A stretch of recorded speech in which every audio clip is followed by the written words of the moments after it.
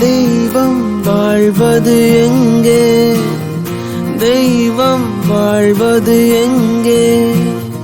தவறுகளை உணரும் மனிதன் நெஞ்சில். காதலினால் மூடிவிட்ட கண்கள் இன்று திறக்கிறது. திறந்தவுடன் வழியது கொஞ்சம் கண்ணீர். நாளும் வணங்கும் தெய்வம் எங்கே? நாளும் வணங்கும் தெய்வம் எங்கே? அடுத்தவன் கண்ணில் இன்பம் காண்பதும் காதல்தான். இனி இவன் நெஞ்சில்